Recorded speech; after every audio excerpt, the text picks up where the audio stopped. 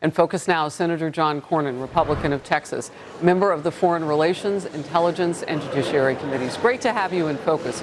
First of all, thanks, Harris. I just want to hear your top-line thoughts on whether Democrats even care about what's at stake here. Well, I don't understand anybody who thinks that Iran getting a nuclear weapon is a good idea. That would be dangerous and destabilizing not only in the region, but for the world. And that's what President Trump is determined to do. And we can't allow Iran, the Iranian regime, to hold the world, including the United States, hostage to higher energy costs by blocking the Strait of Hormuz. So I think the president's doing the right thing. It's a little short-term pain for long-term gain, but I support it. And what would you say will make the needle move among Democrats right now? I mean, I know you're having conversations, and I just want to get a feel for, are they trying to do a deal here? Don't they understand that we are putting so much pressure on the enemy right now that it's working without a bullet fired since the ceasefire on our side?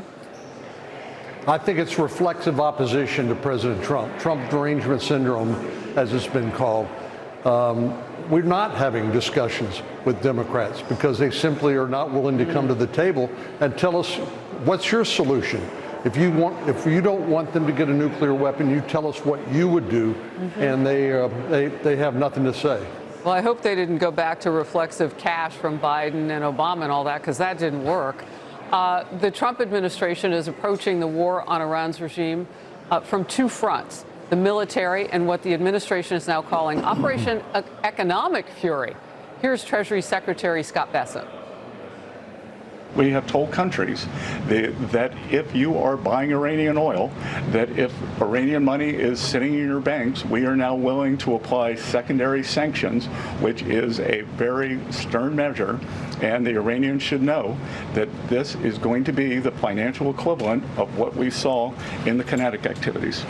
Senator Cornyn, I shared with the audience you're on the Intelligence Committee, and I would imagine you're talking all about the intel around Iran, particularly its economy. How bad is it?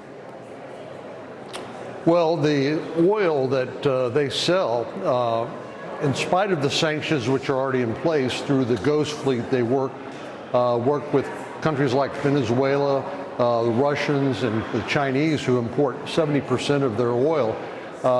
They've been able to evade those sanctions until now. This now shuts down the entire oil sales, which I said is the economic lifeline for the regime. So I agree with Secretary Bessent that in addition to the kinetic activities, eliminating their inventory of ballistic missiles, stopping their nuclear program, and damaging and setting back their industrial base, that this is an important component. And I don't think they can last very long, which is why I share President Trump's optimism that we're closer to the end than the beginning of this conflict.